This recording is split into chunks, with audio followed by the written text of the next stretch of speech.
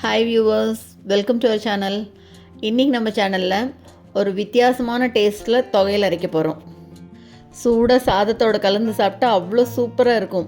வெண்டைக்காய் தொகையிலுங்க. வாங்க எப்படி பண்ணுறதுன்னு பார்க்கலாம். ஒரு வாணலியில் 1 ஸ்பூன் எண்ணெய் விட்டுருக்கேன்.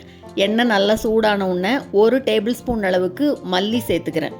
இது கூடவே 1 டேபிள் ஸ்பூன் அளவுக்கு உளுத்தம்பருப்பு சேர்த்துக்கிறேன். கூட காரத்துக்கு காஞ்ச மிளகாய். இது எல்லாத்தையும் சேர்த்து நல்லா வறுத்துக்கலாம். பருப்பு பாதி அளவு வறுபட்ட உடனே இப்போ இது கூட சின்ன வெங்காயம் சேர்த்துக்கலாம். 10லேருந்து 15 வெங்காயம் கூட சேர்த்துட்டு அதையும் நல்லா வதக்கி விட்டுக்கலாம்.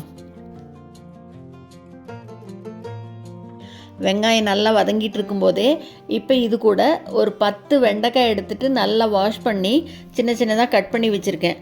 அதையும் இது கூட சேர்த்து வதக்கிக்கலாம். பாருங்கள், இந்த மாதிரி கொஞ்சம் சின்ன சின்னதாக கட் பண்ணியிருக்கேன். வெண்டைக்காய் நல்லா வதங்கணுங்க. வெண்டைக்காய் வதங்கி வர்ற டைமுக்கு பருப்பு நல்லா வறுபட்டு வந்துடும். அந்த அளவுக்கு கரெக்டாக வறுத்துக்கணும். வெண்டைக்காய் அப்படி நல்லா கலர் மாறி கொஞ்சம் கிறிஸ்பியாக வர்ற வரைக்கும் வறுத்துக்கலாம். இப்போ இந்த தொகையலுக்கு தேவையான அளவு உப்பு சேர்த்துட்டு அதையும் நல்லா கலந்து விட்டுடலாம். வெண்டைக்காய் நல்லா வதங்கினோன்னு இப்போ இது கூட 1/2 டீஸ்பூன் அளவு சீரகம் சேர்த்துக்கிறேன். சீரகம் கடைசியில் சேர்த்துட்டா போதும். முன்னாடியே சேர்த்து வறுத்துட்டோம்னா சீக்கிரமாக கருகிரும்.